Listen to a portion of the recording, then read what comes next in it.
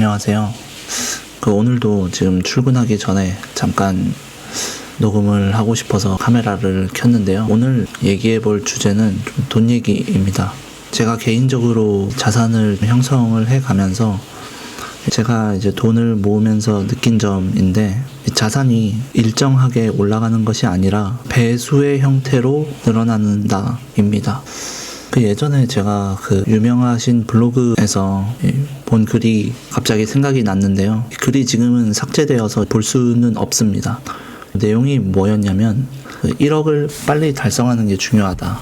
1억을 빨리 달성하게 되면 2억까지 가는 데는 1억보다 절반 혹은 3분의 2, 요 정도의 시간이면 되고, 2억을 달성하게 되면 3억이 보이는 게 아니라 4억이 보이고, 4억이 보이면 8억이 보이고, 이런 식으로 배수의 형태로 자산이 올라가는 게 보인다고 하셨거든요. 그 당시 제가 그 글을 봤을 때 제 자산이 한 1억? 요 정도였었던 것 같아요. 네. 2억도 안 되는 자산이었는데, 그때 당시 제가 많은 자산을 일군 건 아니지만 앞으로 시간이 갈수록 정말 이렇게 될까라는 의문을 좀 가지고 있었거든요. 근데 이것이 점점 현실화되는 것을 보면서 정말 이 경험자가 느끼면서 쓴 글은 정말 무시할 수가 없구나, 이런 것을 좀 느꼈습니다. 일단 제 상황을 좀 말씀을 드리자면, 제가 지금 1억을 달성을 하고 지금 한 5년 정도가 지났습니다. 1억을 달성할 때가 이 코로나 때였거든요. 20년도 말, 21년도 초였던 것 같은데, 그때 제가 한 1억 정도가 되었었습니다. 제가 18년도부터 일을 했으니까 한 3년 조금 더 걸린 것 같아요. 1억을 만드는데 3년 정도 걸렸었고, 1억을 달성하고 지금 26년이니까 횟수로는 5년이고, 이제 올해 말까지 되면은 이제 5년이 딱 되는데, 지금 현재 순자산을 좀 계산을 해 봤을 때 한 8억이 되더라고요. 요 8억에는 제가 가진 이 부동산의 실거래가, 그리고 제가 가진 주식, 그리고 코인, 그리고 현금, 요런 걸 다 합해가지고 부채를 뺀 금액이고요. 그래서 1억이 달성된 후에 5년이 지난 지금 순자산이 한 8억으로 한 8배가 5년 만에 증가를 한 것 같은데, 이거를 좀 더 세세하게 좀 뜯어서 생각을 해보면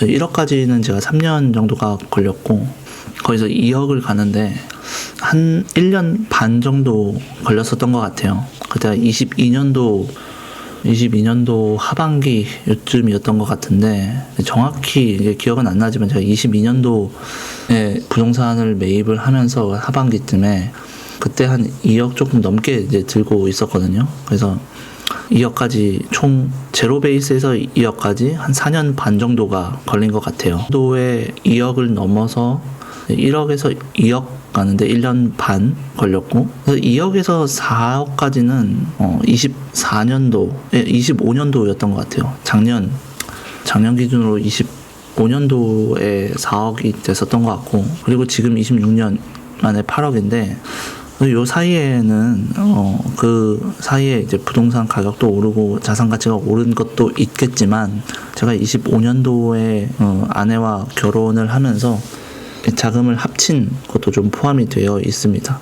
그래서 100% 저 혼자 이렇게 읽었다고는 볼 수 없고요. 그래도 같이 지금 원화 채굴을 하고 결혼을 하면서 자산을 합친 것이 이렇게 좀 같이 좀 불어나서 스노볼이 되어서 지금 요 순자산까지 오게 된 것 같아요. 그래서 제가 이렇게 순자산을 읽었다라고는 볼 수는 없지만, 그래도 인생을 살면서 결혼을 하고, 결혼을 한 과정에서 자산을 합치게 돼서 팀플레이어가 되는 도중에 이런 자산의 증가를 제가 직접 경험을 하게 되어서 문득 예전에 블로그 말이 떠오르더라고요. 사실 제가 순자산이 2자릿수를 넘어서 더 멀리 갈 수 있었던 기회들이 한두 가지 좀 있었는데, 제가 좀 그때 당시 결단력의 부재, 그리고 좀 약간 병신 같은 집도 가끔 했고, 그래가지고 생각보다는 더 멀리 가지 못했었던 이런 아쉬움이 좀 많이 남고, 그 여파로 인해서 지금까지도 다이렉트로 갈 수 있었던 길을 꽤 멀리 돌아가고 있는 듯한 지금 느낌이거든요. 그래서 제가 지금까지 이 자산을 형성된 것에 대해서 제가 자랑 영상도 아니고, 제가 느낀 바는 요렇고 이렇게 직접 해보니 그 와중에서 제가 느낀 것, 이런 것에 대해서 제가 얘기를 해보려고 합니다. 일단 첫 번째는, 이게 제일 중요한 것 같은데, 이 순간의 선택이 엄청 중요하고, 그 선택을 놓친다면 생각보다 긴 시간을 돌아가게 된다 입니다. 저도 그 결정적인 순간의 미스가 아직까지 제 징비록에 남아서 꽤 먼 시간을 돌아서 가고 있는 것 같은데, 어쩌면 제가 영원히 4년 전, 5년 전 그때 판단 미스를 계속 생각하면서 살아갈 수도 있을 것 같다는 생각이 들었습니다. 과거와 현재를 지금 비교하는 것은 좋지 않다는 것은 알고 있지만, 그래도 요즘에는 화폐의 가치가 나날이 갈수록 떨어진다는 걸 몸으로 체감하는 그런 시대잖아요. 그래서 그런지 몰라도 꽤 뼈아프게 정확한 판단을 내리지 못한 게 아쉬웠고요. 그 판단이 뭐냐면, 제가 19년도에 이제 허파에 무슨 바람이 들었는지 일을 한 지 1년 조금 넘었을 때인데, 집을 사겠다고 막 돌아다녔어요. 그래서 부동산도 막 열 몇 군데 다녀보고 혼자 이렇게 들쑤시고 다니다가 그 평촌에 한 아파트를 보게 됩니다.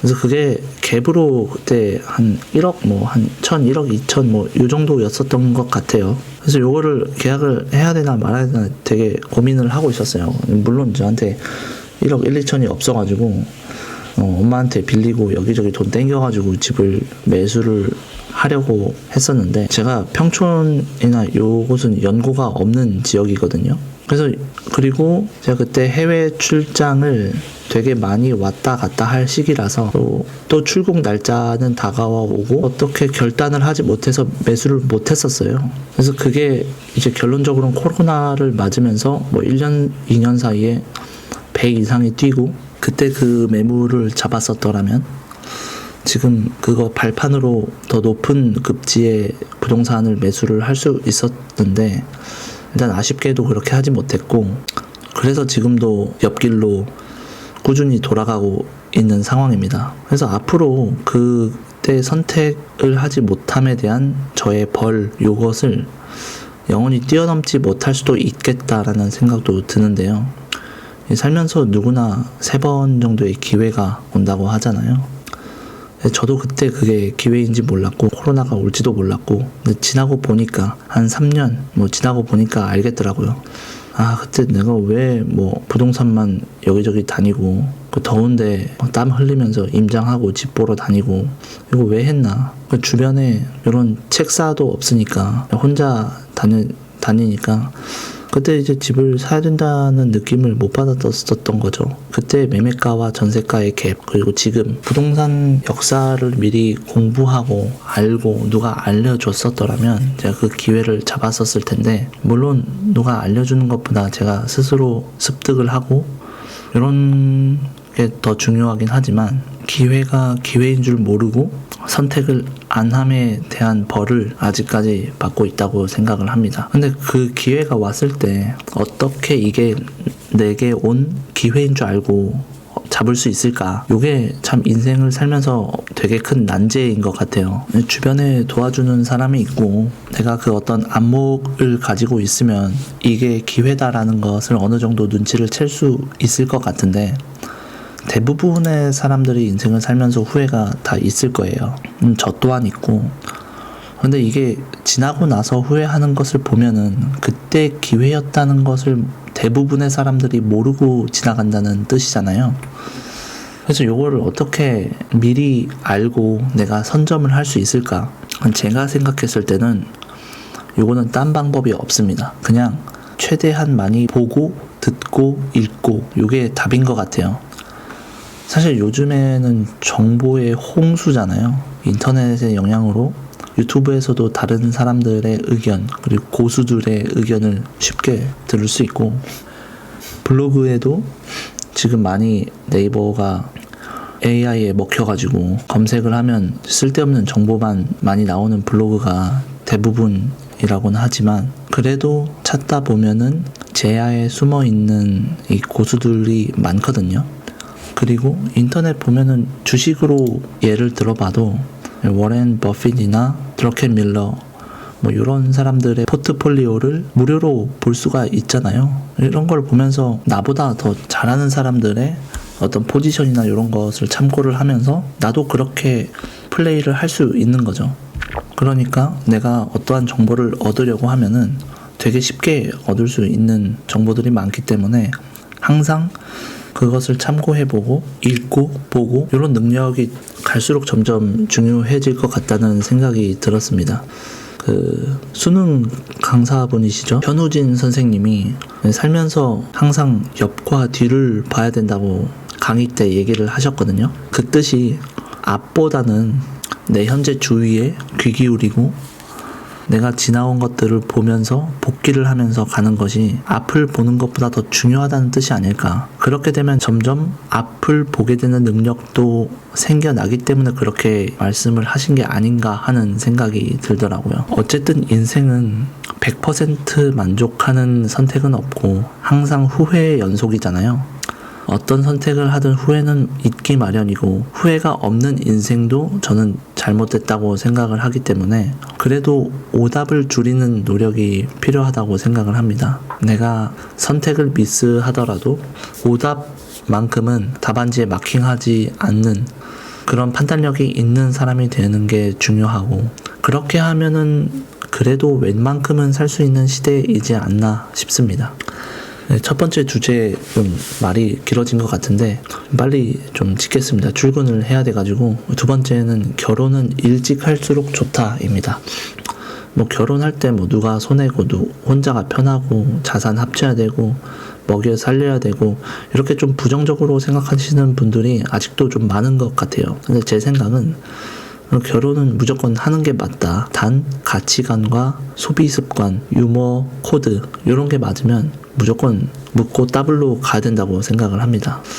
확실히 이 자산 시장에서 솔로 플레이어가 압도적인 퍼포먼스를 보여주지 않는 한 더블 플레이어를 이기기가 힘든 구조인 것 같아요. 주택을 살 때도 뭐 대출 받을 때도 그렇고 더 많이 대출 받을 수 있고 돈 모을 때도 그렇고 일단 인컴이 일단 2배잖아요. 뭐 결혼하면 뭐 돈 더 나가고 뭐 세금 더 내야 되고 양쪽 뭐 다 챙겨야 되고 돈이 안 모인다. 살짝 공감이 안 되는 말이긴 합니다. 세금 구조상 더블 인컴은 무조건 필수라고 생각을 하거든요. 왜냐면 내가 외벌이로 연봉 1억 받으면 세금 떼고 뭐 차 떼고 포 떼고 해가지고 뭐 630 정도 되잖아요. 근데 예를 들어서 둘이 5천씩 받으면 700이거든요. 그러니까 한 70만 원이면은 지금 뭐 얼마인가요? 한 2억 정도 대출하면은 월 한 70 정도 나가나요? 그러니까 2억을 더 받아가지고 대출 이자를 낼 수 있는 거예요. 그러니까 내가 집을 뭐 10억짜리를 보다가 12억짜리를 볼 수 있는 거거든요. 그러니까 이 레버리지는 필수인데 내가 압도적인 플레이로 돈 버는 거 아니면은 결혼이 되게 중요하다고 생각을 합니다. 꼭 경제적인 것이 아니더라도 내가 혼자 이 자산시장에 관심이 있고 투자를 하고 이런 것에 대해서 내 편이 있다면 심리적으로 안정되는데도 훨씬 좋고 그렇기 때문에 일찍 결혼하는 게 좋은 것 같아요. 일찍 결혼해서 돈 모아가지고 일찍 레버리지 껴가지고 아파트 사놓으면 제가 봤을 때 그건 한국 사회에서 한 70%는 인생을 거의 완성했다고 봐도 무방하지 않나 이렇게 생각을 합니다. 그리고 마지막 세 번째는 이 레버리지는 필수다입니다.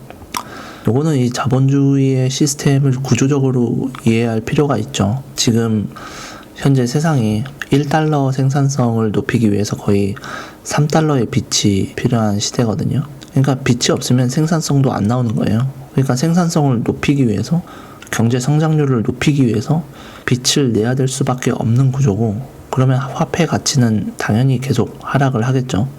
이게 고대 로마 때부터 이 인플레이션 나라 멸망의 원인으로 지금까지도 이어져 오고 있는데 옛날에는 금, 뭐 은 이런 걸로 동전을 만들다가 거기에 계속 뭐 구리 넣고 뭐 이상한 거 껴 넣고 해가지고 그렇게 해서 인플레이션을 만들었잖아요. 고대 로마 때는.